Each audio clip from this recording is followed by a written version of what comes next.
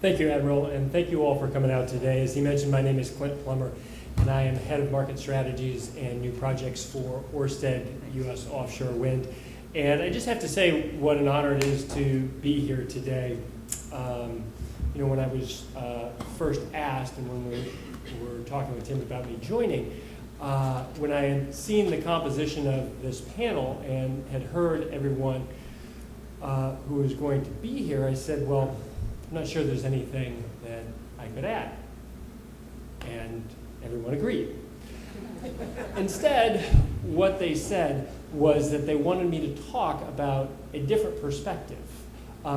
We've heard about the science and we've heard about the national interest, but there's a broader, deeper interest from a human and from a commercial perspective that our company focuses on that requires very careful coordination with those other factors.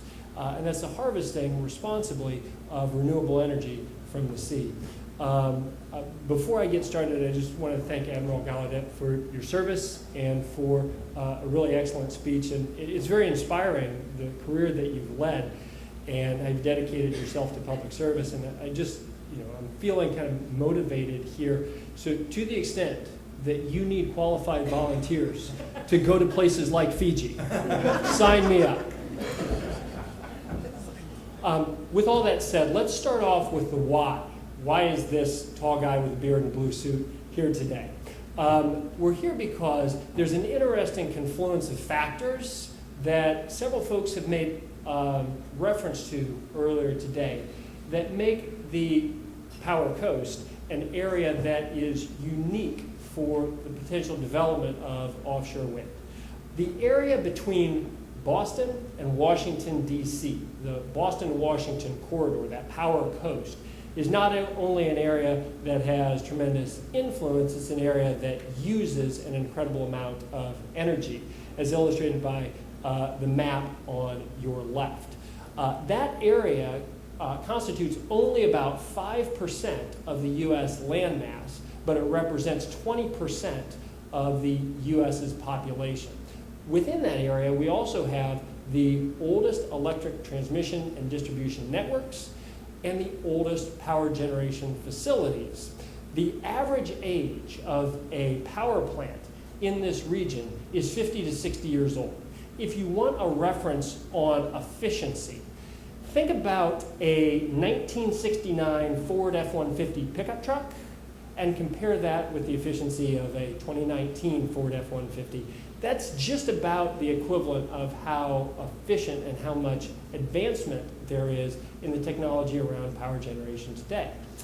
In addition to that high energy demand and a need for replacement capacity to be developed to address retirements of those old facilities, that same corridor still has one of the best resources for offshore wind anywhere in the world. The Admiral made reference to the Weather Nerd show, which I love, and the meteorologists that we work with refer to that area as the Saudi Arabia of wind, because the wind resource that is off the coast of the Boston-Washington corridor is some of the strongest and, importantly, most consistent of anywhere in the world.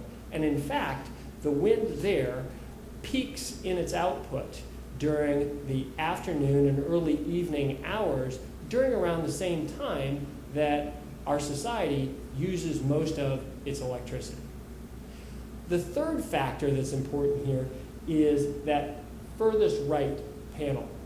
The 200 miles off the coast of the Boston to Washington corridor is a relatively shallow, flat, and gradually sloping outer continental shelf that allows for very cost-effective construction of offshore wind technology in much the same way that it's been done elsewhere in the world. So that's why we're here, because there's this tremendous opportunity to address a real need with a consistent, reliable, dependable, renewable energy source that we can build cost-effectively in this region, and in so doing, create a tremendous number of jobs and economic development right here.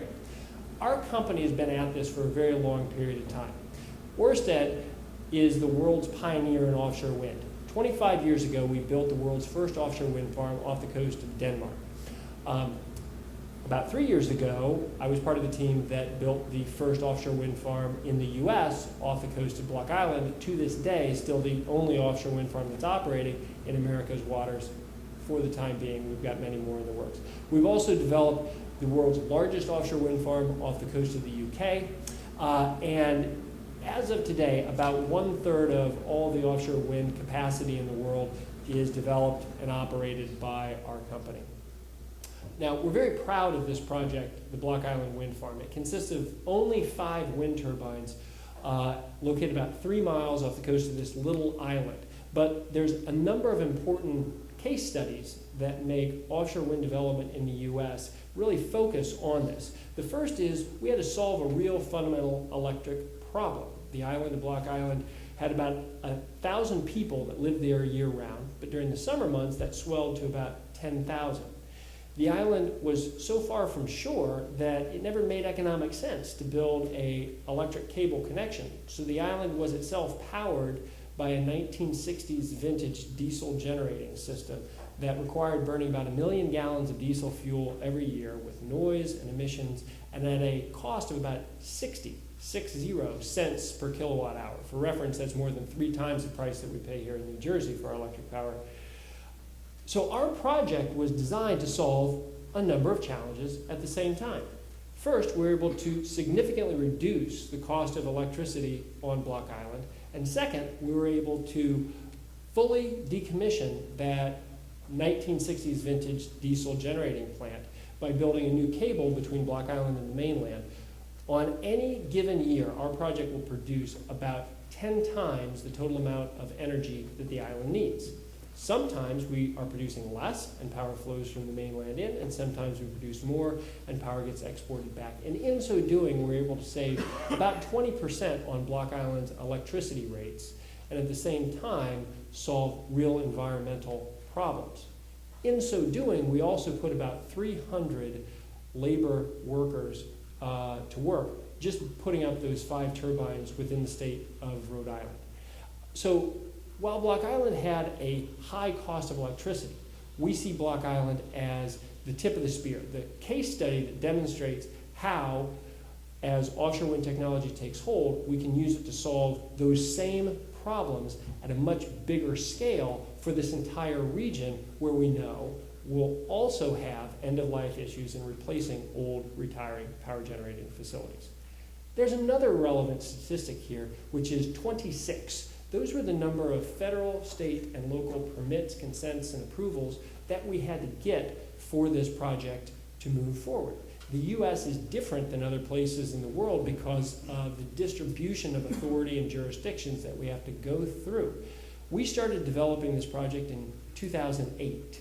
We didn't start construction on it until 2014. That 6-year period was the time that it took to get all of those separate 26 permits, consents, and approvals. It only took 2 years to build it once we had all of the permits and approvals in place. So that gives you the context of navigating a very complex regulatory environment. But now Block Island's up and running, and the entire US East Coast, that Boston to Washington power coast, has seen the potential, and the offshore wind industry in the US is taking off in a very significant way. The Department of Interior has now leased 13 separate wind energy areas, those areas that are highlighted in gray off the coasts, between North Carolina all the way up to Massachusetts. Our company holds 5 of those lease areas, with a cluster east of Long Island and south of Massachusetts, and a separate cluster off the coast of New Jersey and Delaware, and we're developing projects in each one of those. Over time, we see that we have the ability to build out about 9 gigawatts of power generation capacity within that area. What that means is something roughly equivalent to enough power for about 4.5 million homes just from the lease areas that our company holds. And while we hold a plurality of the leases that are out there, it's far from the majority. Offshore wind, with the targets that have been set from federal and state governments, today is expected to be about a 20 gigawatt industry in the US, within the period now to 2035. What that means is we're talking about something between 9 and 10 million US homes that can be powered by offshore wind in 10 or 15 years from now. This represents a fairly radical transformation in the way that we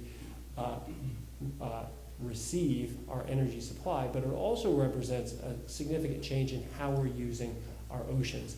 And that's something that we'll talk more about when we get into the panel. I just want to highlight a couple of important elements because we're here in New Jersey. These are our 5 lease areas. In each one of them, we're developing projects, but our project for New Jersey is the very largest of those for us. We have a project that was last year proposed called Ocean Wind in a joint venture with PSEG. It's about 1,000 megawatts, which means that collectively it'll produce power for a little over 500,000 homes. It is projected to invest something in the order of about $700 million in the New Jersey economy and put literally hundreds of people to work for several years while we're constructing this project. It'll be at its closest point about 15 miles off the coast of Atlantic City, and it should be in operation by 2024. This will be the first project for New Jersey, but we see this as being far from the last. And we see this as a project that will help launch this industry, not just in New Jersey, but in the US. This is the point at which we have the opportunity to bring manufacturing from Europe here to the US, and as the Admiral spoke about, create a new blue economy that is designed around building offshore wind in much the same way that the offshore oil and gas industry flourishes in the US Gulf of Mexico. In addition to that, we have another smaller project that's an earlier stage demonstration project that's off the tip of Cape May. It's at the very southern tip of our Delaware wind energy area. We've sold the power to the state of Maryland, and we anticipate constructing that using the exact same technology as our New Jersey project about 2 years earlier. That'll be a relatively small project, between 10 and 15 turbines, and should be operating, again, using the same technology a little bit sooner. But these 2 projects within this region give us the ability to stand up a massive industry that we see as transforming our energy and our oceans going forward. Part of that is our investment in ports and infrastructure. And with that, we've been making significant investments in creating this new blue economy. In Rhode Island, we're investing $40 million in the port of Quonset. In Connecticut, we're putting approximately $90 million into the port of New London. In Baltimore, we're making significant investments in the Trade Point Atlantic facility, the old Sparrows Point steel mill. And in Long Island, we're building out a massive operations and maintenance complex. And right here in New Jersey, we are standing up a very significant manufacturing base for one of our largest global partners that will be the hub of the manufacturing of the monopile foundations for our wind turbines for the entire country. Now, to pull this off, we have to work very closely with all of the stakeholders in this very complex regulatory regime. Remember, with Block Island, we had to get 26 separate federal, state, and local permits, consents, and approvals. To be able to navigate that, we have to work closely with the fisheries communities. We have to work closely with the onshore communities. We have to work closely with labor. And we have to balance all of these competing issues through a very long and complicated permitting process. We've done it once. We can demonstrate through that by listening to stakeholders and by adapting our projects and our plans, that you can in fact have a vibrant offshore wind industry that's able to deliver cost-effective, clean energy to these communities that need it most, while at the same time respecting the interests of other maritime uses and the environment. Thanks for your time.